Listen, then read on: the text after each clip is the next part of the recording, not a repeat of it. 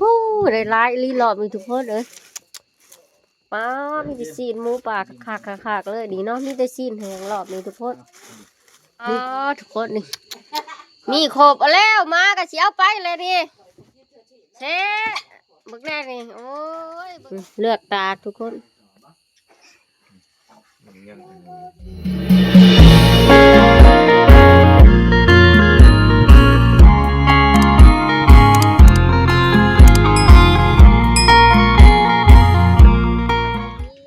สบายดีสวัสดีจ้าสวัสดีพ่อแม่พี่น้องเบิร์ดสุขูสุขคนเนาะยินดีตอนรับเขาสู่ช่องคุณระดาสาวลาวคือเก่าพี่น้องมือนี้สบายดีตอนแรกพี่น้องพบพอกับสดาตอนแรกเด้อมือนี้สดาสิโพสชวนนะทุกคนพักที่สดาวานไว้มือนะคะมันงอกเลยนะทุกคนเนาะสดาสิพามาเบิ่งว่ามันงอกแล้วพักที่สดาปลูกไว้แต่มันงอกแล้วสดากับสิมาโพสเนาะนี่ทุกคนผลงานเอียงวะ2 วันเนาะนี่มันเริ่มงอกเลยเด้อผักสลัดนะทุกคนนี่ผักคือผักกาดเนาะมันเริ่มงอกออกลายเตอเลยเนาะทุกคนเห็นดิเนาะฮะนี่เนาะนี่เริ่มงอกเลยทุกคนสลัดวาดนี่ผักสลัดเริ่มงอกเลยเนาะทุกคนเนาะข้าวเดียวหนึ่งเนาะทุกคนนี่เพิ่นเริ่มงอกมืดนี่เซาดาสีบ่เอาน้ำบาดาลโฮดเนาะเซาดาสีตักน้ำน้องขึ้นมาโฮดเองเนาะทุกคนนี่เซาดาสีตักน้ำน้องนี่ขึ้นมาโฮดนี่น้องก็กว้างทุกคนเนาะนี่อยู่ข้างน้องเลยเซาดาปลูกเนาะนี่บักพริกในของอีแม่เพิ่น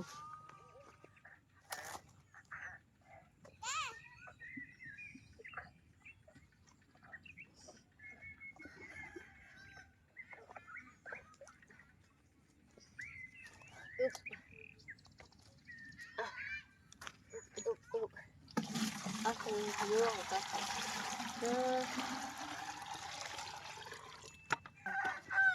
ทำเยาพักเลยเอาน้ำน้องขึ้นมาโฮด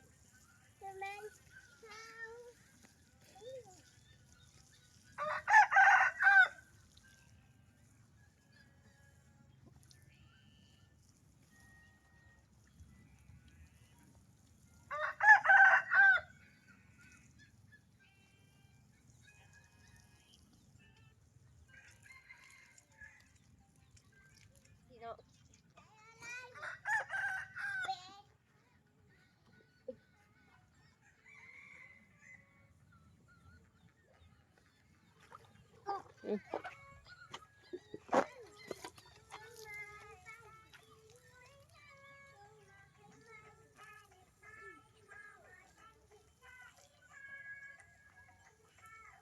มื้อนี้เซาดาคิดว่าพวกพ่อพวกทีมงานคนหากินสิลงมาจากป่าเนาะถ้าตอนหาทีมงานคนหากินนำกันทุกคนว่าพวกเขาเจ้าสิมานบ่เนาะได้ยินข่าวว่าไปสิได้อาทิตย์หนึ่งเลยทุกคนไปวันอังคารเนาะวันอังคารมื้อนี้ก็เป็นวันอาทิตย์แหละมันสิ5-6 วันเลยได้เนาะทุกคนเนาะ5 วันเนาะจะได้คาดว่ามื้อนี้สิลงมาจะได้สิทาตอนรับทีมงานเนาะว่าทีมงานสิมานบ่ทุกคนมื้อนี้ตอนแรกนี่เนาะเจ้าดาถาหับบ่เฮียงคนหากินลงจากป่าอีกมื้อนี้ทุกคนนาสิฮอดค่ำเนาะทุกคนเจ้าดาสิถาตอนหับมื้อเพิ่นสิมานยังแหน่มื้อแรกนี่เนาะถารับชมเบิ่งไปนำกันทุกคนว่าพวกทีมงานสิมานยังเนาะเจ้าดาก็โฮดพักแล้วยามมื้อแรกนี่เจ้าดาโฮดพักเอาง้อเข้าคอกเนาะแล้วก็สิเตรียมถาพุ่นแหละกินข้าวพร้อมพวกทีมงานพุ่นแหละถ้าเขาเจ้าสิลงมากับทารุ่นน้ำกันทุกคนสระก็เฮ็ดเวียกเฮือนโฮดสวนไว้ทาเนาะยามมื้อแลงและพังเบิ่งอีกว่าจักมู่มื้อเพิ่นสิลงมาฮอดเนาะทีมไปขี่ตะเว้นแดงจึงคืนเลยทุกคนผู้ขี่ตะเว้นกำลังสิตกดินเนาะยามมื้อแลงบ้านชาวดาผู้ป้าทุกคนเข่งโคตรงามเลยเนาะชาวดาโฮดสวนแล้วตอนนี้ทุกคนสบายนาทีต่อไปก็คือถ้าตอนหับเบาเฮี้ยงทุกคน ว่าเพิ่นสิมานหยังมื้อนี้เฮาสิมาลุ้นน้ำกันมานปากน้ำกันมื้อนี้เนาะทุกคนถ้ารุ่นเพิ่นบัดนี้เพิ่นสิมายามใดเนาะเดี๋ยวถ้าเพิ่นมาเช้าด้าสิไปลัดทางเพิ่นเลยถ่ายคลิปให้พ่อแม่พี่น้องเบิ่งเนาะถ้ารุ่นถ้าชมน้ำกันว่าบ่เฮียงสิมานอีหยังทุกคนมื้อนี้เนาะพังได้ยินเสียงรถไถบ่แม่นรถบ่เฮียกมาแล้วบ่ทุกคนแม่นอลีมาแล้วแม่นบ่อุ้ยแม่นอลีทุกคนลงไปลาดเบิ่งบ่เฮียงมาแล้วแม่นอลีลงไปลาดบ่เฮียงมาแล้วเร็วไปลาดมาเลยทุกคนผู้พญายมาแล้วผู้ปลาค่ะมันมืดให้รถไถสิเหยียบหันผู้ให้ได้หาพญายฮะอย่าไปรถไถสิเหยียบหัน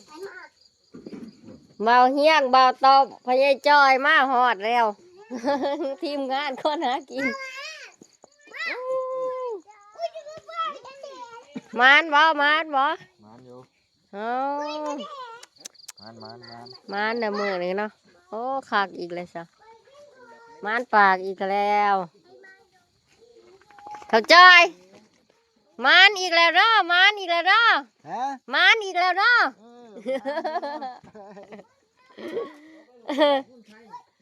โอ้นั่นดีพูเอาพูเอาลงโอ้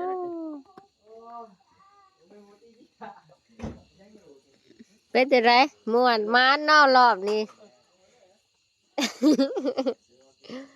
โอ้เอาคืน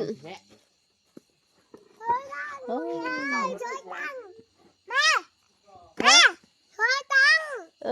อีเกิ้งลูก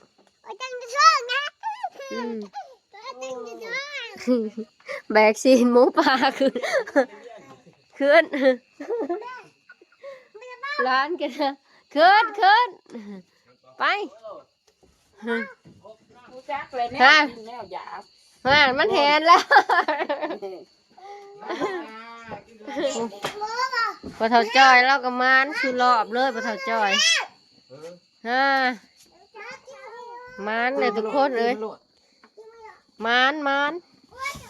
หมูปลาคือเก่าเพิ่มสอบเลย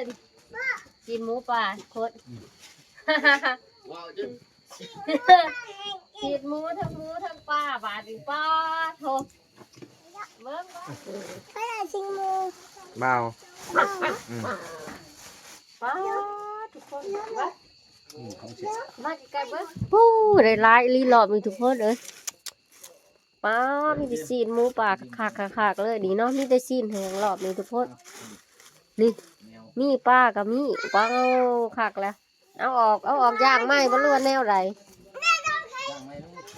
คือเป็นผง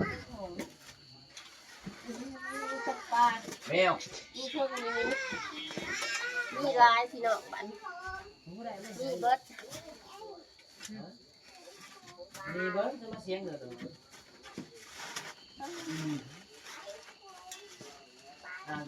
ทุกอย่างเลยหลอกมันขักมันแหน่เป้า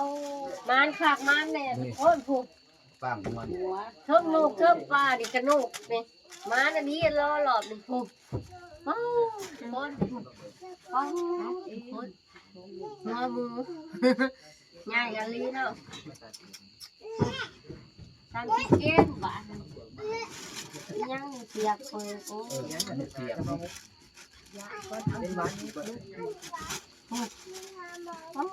ลูกก็มีบัดนี้ทุกคนนี่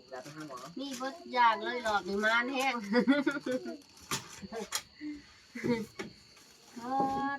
บ้านกันแล้วหรือบ่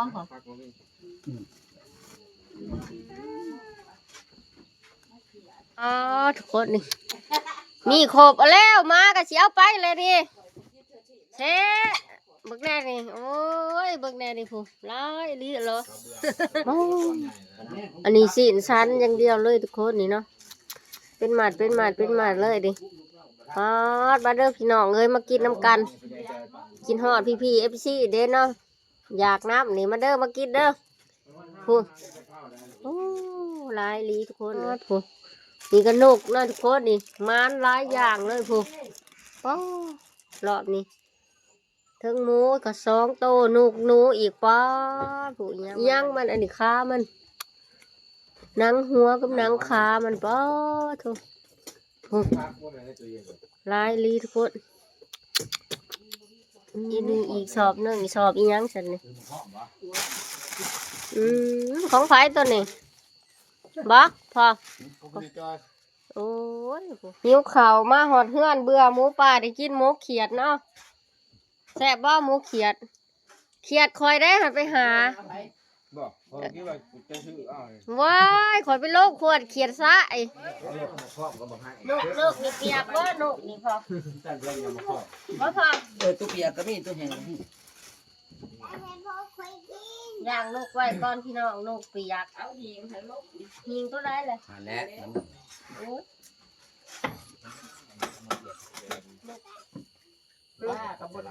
มันน้ำ ตัวนี้โซดาสิเตรียมตากไว้ทุกคนมันยังเปียก แต่ เนาะ แสงเหลี้ยว แม่ มองคิดได้นับโต๊ะก็ได้ สิโลนึงฟ้าขายเอาเดิมมันเต็มขาย เออ เลยจะโชว์แซมเนี่ย ตัวนี้สิตากโคตรเลยตัวได้เปียกๆเลือกมาก่อน โยนโชว์แล้วนี่ เอาอย่างเบิดนี่ฉันอย่างมันมัง เลือกตากทุกคน มันยัง รอบหนาแล้วเฮาสิไปน้ำรอบหนาบานโอ้โหหลายอีกคนตัวนี้เลือกตากมันเปียก โอ้ผุดไปพร้อมพ่อเพิ่นว่า ไปบ่ แม่หูตี้พุ่นน่ะ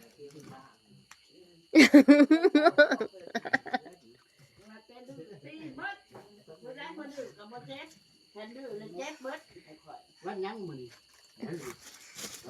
วันอาทิตย์วันอาทิตย์ นี่มันเปียก แม่นบ่ เลือกตากทุกคนเลยพูลูกกับพ่อลูกไผหมานโอ้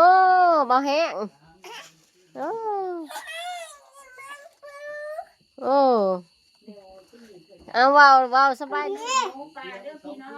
เว้าดีๆพูอย่าพากินติมันดิบหันมันดิบปลาดิบพูแม่สิตากไว้นี่ ไอ้ แม่สิตากไว้ ไว้มา ย่างไผไว้ก่อนพี่น้องนี่ ม่วนอยู่บ่ แฮ่เสือกบ่ยาวมานี่ มันบอกขาด ย่างเบิด ขึ้นปกเถิก ตัวมันก็ยังเปียกเติบทุกคนย่างไว้อีกนี่โอ้เอาโป๊กทึ่งๆเลยดิเสือกขาดน้องนี่บ่ได้ย่างบ่ขาดดอกนะ อู้ เอาทานใส่มันฮอดเท้าขึ้นตัวลูกตัวไหลได้นี่ เขาอยู่เว้ยบ่ได้บ่ได้บ่ได้บ้านก็ได้10ละมันวัดจันทร์นี่เขาพูดจริงบ่ กระปูบอกแล้ววางวันชุกนี่น้ำยานี่ โอ้ เอาทานใส่ลายเติมนะ นี่คือปลาปลาแกง เอาไปใส่ตู้เย็นไว้ตีนมันก็เอาใส่ตู้เย็นไว้ทุกคนสี่ตีนพอดีนะ ป้ากะโอ้ป้าเบิ้งค่ะค้างไว้เทิงก่อนมันอยากซุ่มๆมันอยากซุ่มๆเอาไว้ก้อนหิงก่อน แมวตี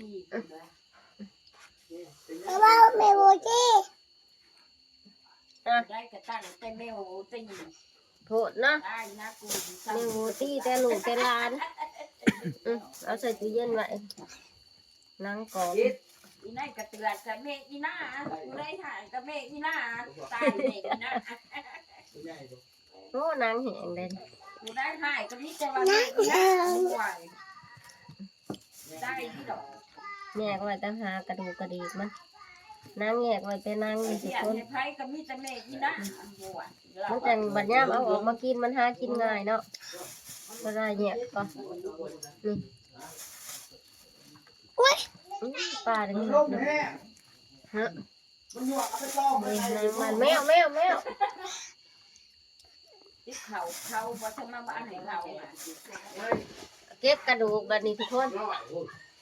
ได้ก็บ่ เก็บกระดูกใส่กระเทาะไว้ทุกคนเลยหอยไว้มันแห้งลงไปนั่นเนาะก็ได้มันแห้งก็เก็บไว้นี่กระดูกนี่โอ้พ่อใหญ่จ้อยก็แบ่งให้เพิ่นตั้งหากบ่เพิ่นสิขายหั่นบ่พอ คิดมาได้ละคิดมาได้เพชรอย่างเงี้ยนะมันหายบ่จะคอยพูดดี เพชร บุญตาเจ้าพี่น่าจะกี่กิโลบ่มันว่านักเกิดก็ตีไปมันนะ มันเป็นเจียวไม่รู้เด้อ ก็ยอมมัน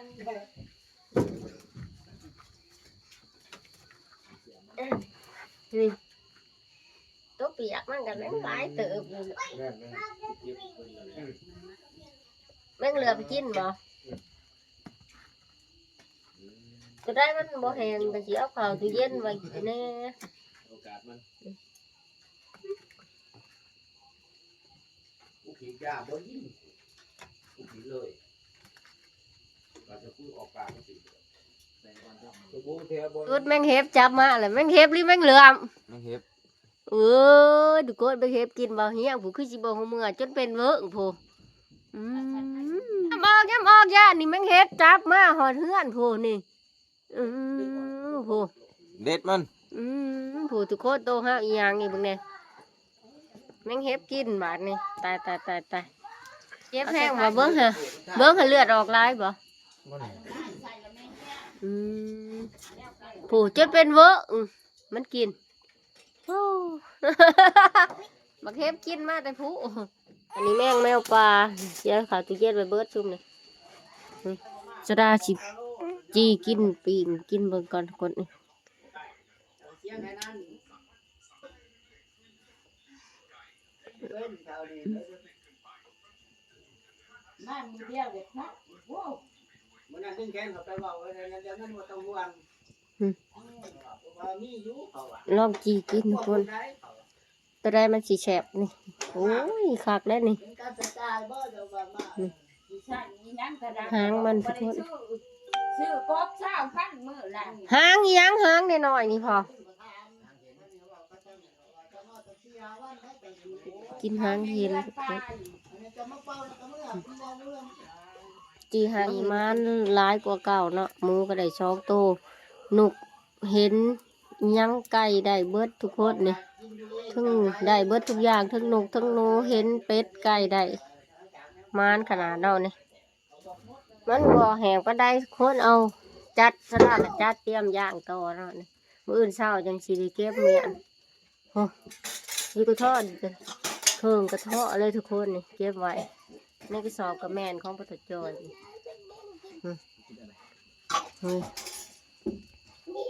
ก็อย่างมอเขาก็บอกจะโลก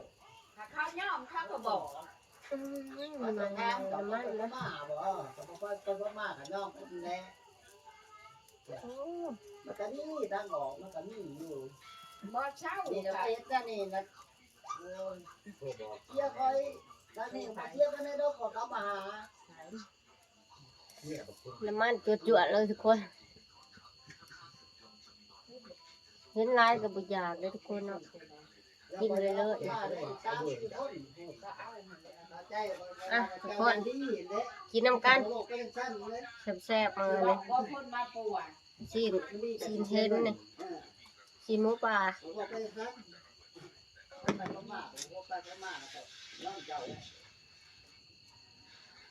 หอมมันดีทุกคนชีนหมูป่าหอมขนาดทุกคนมันเลิกผิดกินน้ำกัน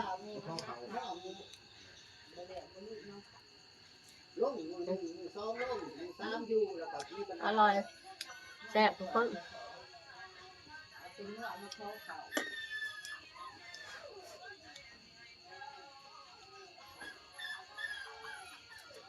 บ้านแม่บ้านด้านก็มา หัวเนาะเรียนเพิ่นให้รถไฟ คนเช้า ตู้เป็นเนี่ยจะเป็นผู้เอา บ่ว่าบ่รู้ ย่างเรียนด้วย เป็นยังไม่ยังไงซ้ำล่ะ มันว่า ขอโทษไอ้นี่เรา แซ่บเลย ไว้แล้วกันหลังเราแปลบ้านใช่ ถ้าได้กินทีเดียวทุกคนเพราะว่า พอกับผู้เฒ่าจอยกับพวกบ่เฮียงกินก่อนน่ะเนาะลงมาหอนเขาเจ้าก็หิวข้าวเจ้าก็แต่เขาเจ้ากินก่อนเนาะกินหมูเขียดที่เราไปหาหั่นน่ะพอเรากินหมูเขียดก่อนกับบ่เฮียงถึงชราก็นั่งตีกินผู้เดียวแล้ว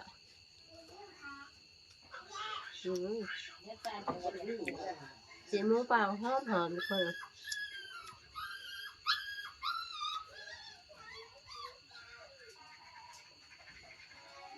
ไทยก็ดีคุณไม่นี้ไทยบนใหญ่ก็ได้ดอก มีคันเนี่ยเล็กเป็นคนมาสัก ตอนเดือนนี่ก็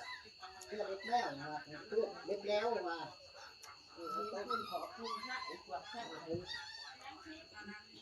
กูอยากโทษก็ช่างกับบริโภคอันน่ะโอ้บัตรอันนี้ ยังถอดซิมอีกอ่ะ ที่แม่แต่ว่าจะอยากโทษแต่ของกู บ่ เป็นอีหยังค่ะบัตรเบิกกันให้ชัด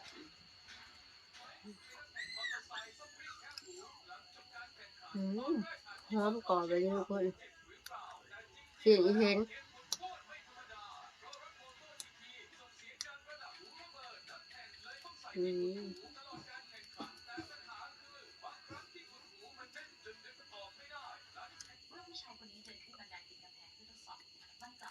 เนี่ยคู่บัตรได้มีกระมัดอยากว่าเอาไป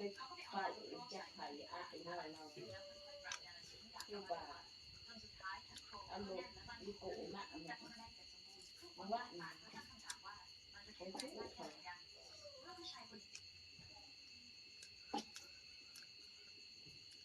แต่การมาได้กรอบเป็นมาเป็นรถเขาล่ะ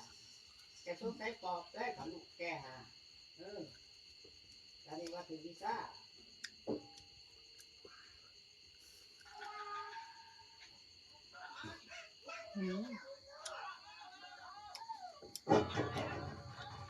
แม่เล่นไล่บักทั่วเจ้าเบิด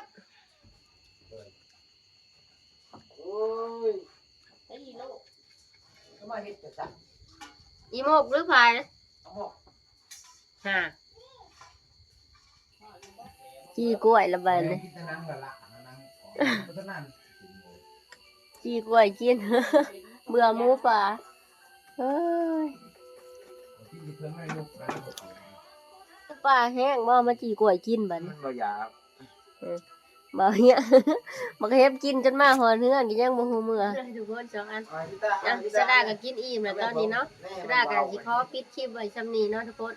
พอกันใหม่คลิปวิดีโอหน้าเนาะอย่าลืมเป็นกำลังใจกดติดตามกดชมกดแชร์ให้สดาเนาะเพื่อเป็นกำลังใจเฮ็ดคลิปต่อไปทุกคน